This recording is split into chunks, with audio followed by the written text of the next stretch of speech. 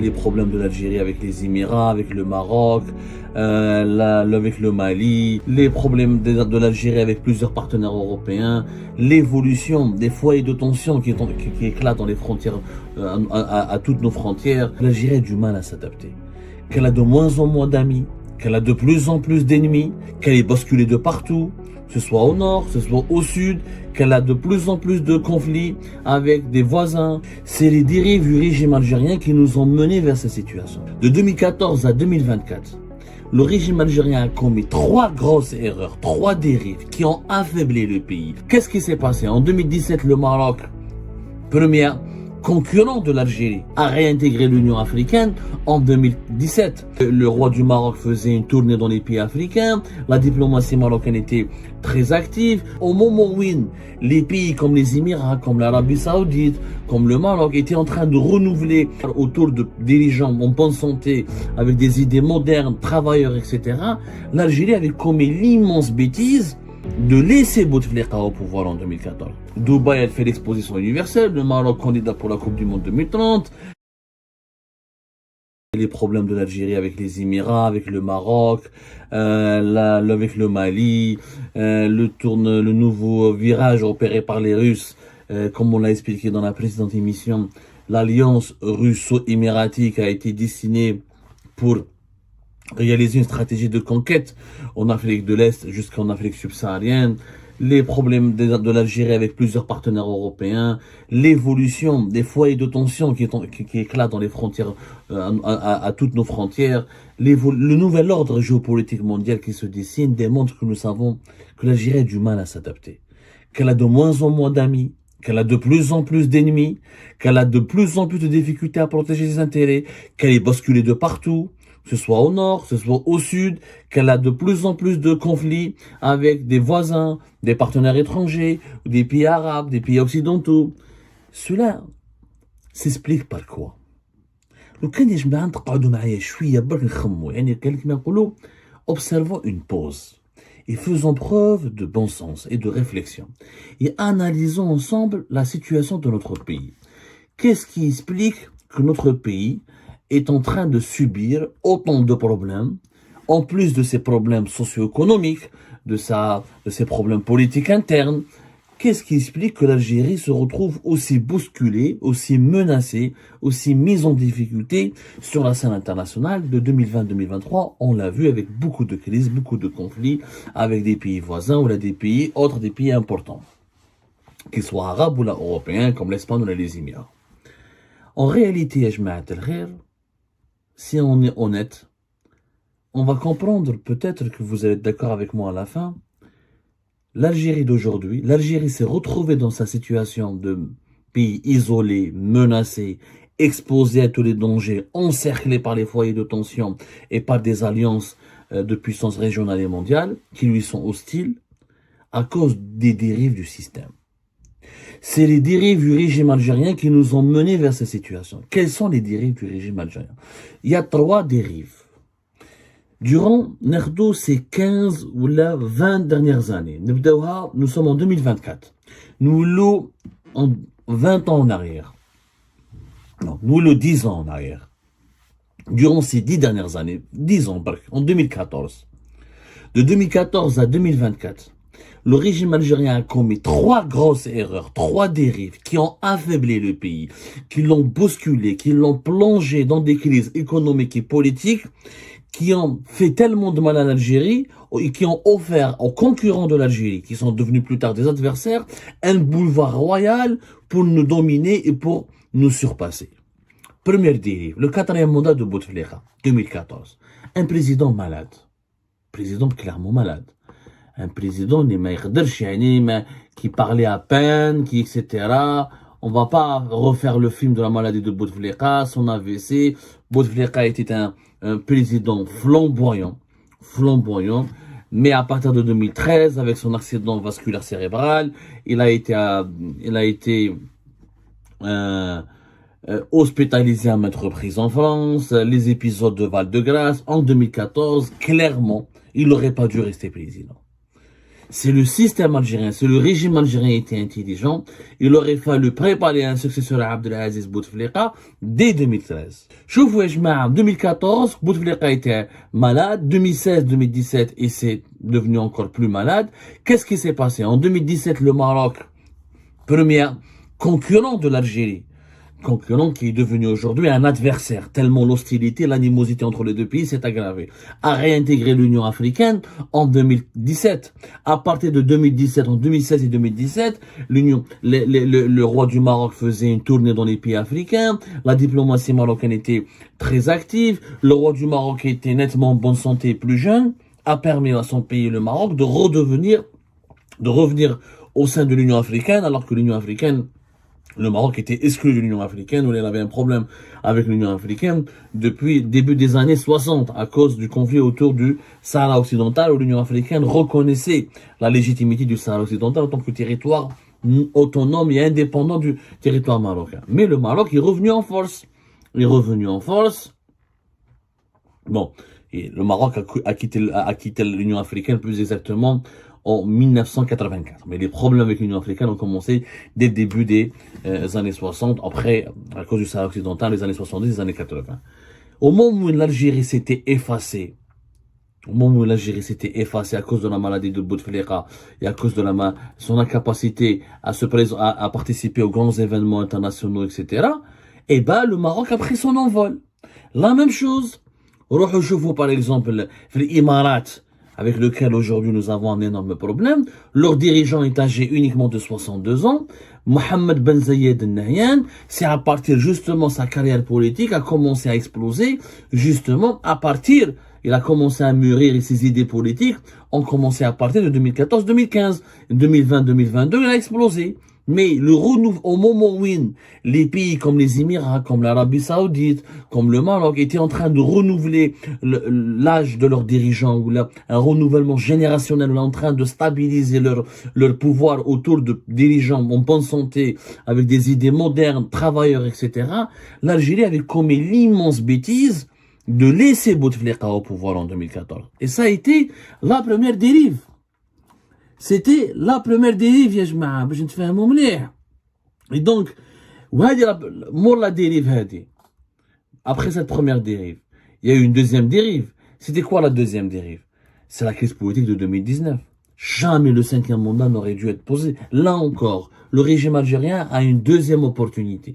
Je dis bien une deuxième opportunité pour rattraper ce qu'il avait raté en 2014, à savoir régler définitivement le problème de succession de Bouteflika et trouver un bon président qui aurait pu être ou Yahya ou la Mamara ou d'autres pour amorcer une véritable transition et pour faire redresser le pays sur le plan économique, diplomatique, etc. On a raté cette opportunité.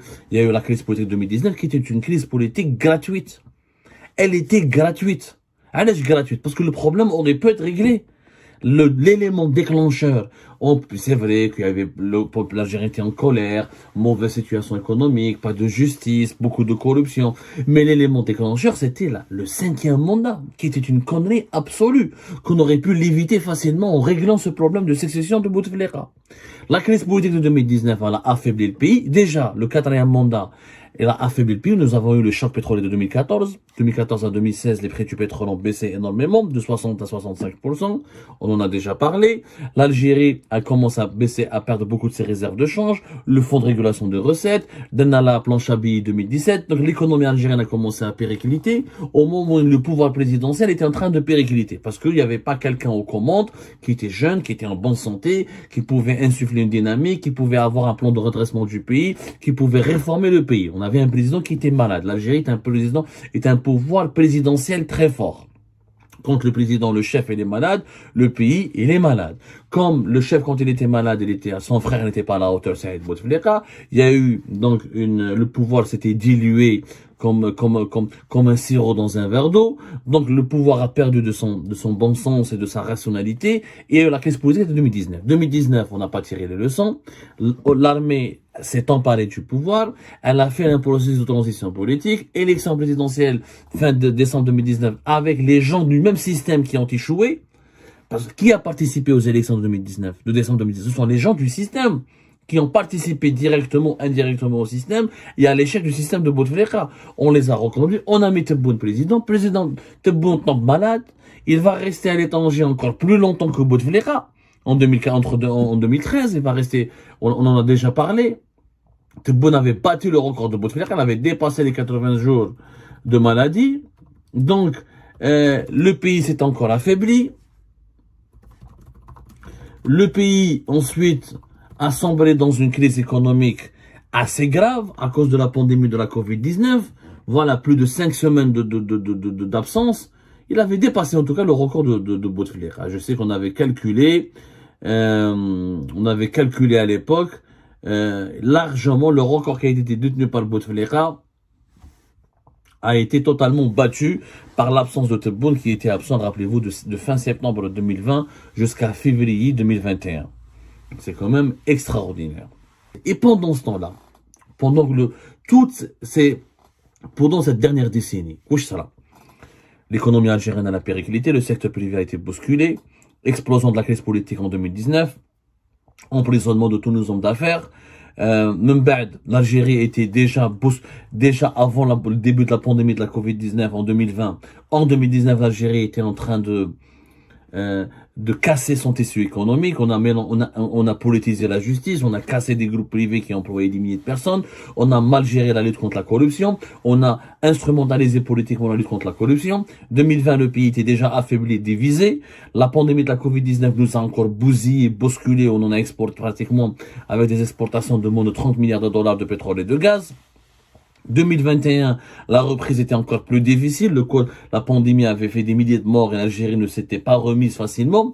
2022, la guerre en Ukraine est une lueur d'espoir avec une remontée des prix du pétrole et du gaz. Mais le système algérien, à travers le système Tebboune, n'était pas outillé, n'avait pas les compétences nécessaires, ni les plans d'action, ni la vision, ni les notions qui pouvaient permettre à l'Algérie de se redresser et de profiter de cette conjoncture internationale inédite pour s'enrichir et se relancer définitivement. Car en 2023, l'Algérie s'est retrouvée dans une situation de telle faiblesse qu'elle est devenue une proie facile pour ses adversaires. Elle est devenue une proie facile. Pendant ce temps-là, les Émirats sont devenus puissants. L'Arabie Saoudite a renouvelé, il y a eu un renouvellement générationnel avec un BS. Les Émirats, un renouvellement générationnel avec un BZ. Les Émirats et l'Arabie Saoudite ont renforcé leur puissance économique à travers des réformes et une mode de gestion très intelligent, très pragmatique de leur économie. En face de nous, le Maroc s'est renforcé, parce que l'Algérie s'est affaiblie. Donc, la place lui a été cédée pour qu'il renforce son leadership régional. Et il a approfondi ses relations avec l'Afrique de l'Ouest. Il a fait des avancées remarquables sur le dossier du Sahara occidental. Il a obtenu ensuite la reconnaissance américaine en normalisant ses relations avec Israël. Et après de cela, il a constitué des alliances très stratégique avec les Émirats Arabes Unis et l'Arabie Saoudite. Il a renforcé ses relations avec les monarchies du Golfe. Donc, au moment où nous étions en crise, avec un système malade, des dirigeants malades, incapables de réformer, incapables d'unifier le front interne, les autres pays qui étaient nos concurrents se sont nettement renforcés, se sont même développés, affichent des ambitions régionales hyper impressionnantes. Dubaï, elle fait l'exposition universelle, le Maroc candidat pour la Coupe du Monde 2030, l'Arabie Saoudite qui a changé totalement de modèle économique, elle s'est ouverte au tourisme, elle a annulé le wahhabisme, etc. L'Égypte avec Sisi qui relance des grands projets, même si ça marche pas comme aux Émirats, en Arabie Saoudite, l'Égypte quand même, qui a retrouvé un petit peu son dynamisme et son influence continentale.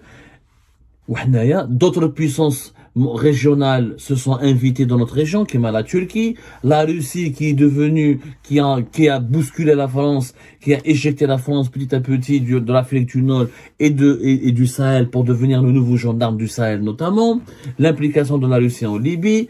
Pendant tous ces événements où le monde était en train de changer sous nos yeux, notre pays malheureusement, il était en train de décliner. On avait toujours le problème, on n'avait toujours pas trouvé un mode de gestion, comment garantir les équilibres de pouvoir, comment construire des institutions solides, comment construire un État solide. comment comment faire pour changer notre économie. Les sujets, on les a oubliés. وعلاش باسكو il y a eu la dérive, les trois dérives du système. La troisième, quand comme tu as les élections présidentielles de décembre 2024. Si là, on ne permet pas, si on n'organise pas de véritables élections, avec une véritable transparence, avec une compétition, avec une concurrence entre les programmes, avec l'opportunité que des candidats sérieux possibles puissent arriver, et puissent décrocher ou arriver à la tête pour conquérir le pouvoir, on va prolonger le statu quo actuel, c'est-à-dire un pays qui est mal géré, qui fonctionne très très mal, qui ne se réforme pas, qui ne rattrape pas son retard technologique économique et qui est de plus en plus entouré par des ennemis, des adversaires qui font des alliances entre eux parce que ces adversaires ont le même rythme de développement similaire où là se retrouvent autour des mêmes valeurs, pendant que nous, on est de plus en plus menacés, de plus en plus isolés.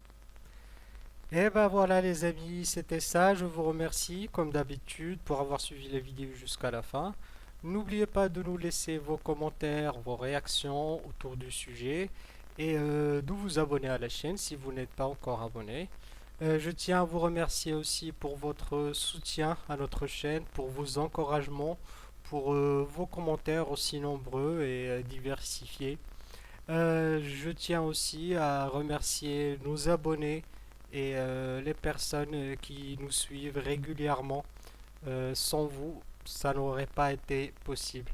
Donc voilà, merci encore une fois et à la prochaine dans une nouvelle vidéo. Au revoir.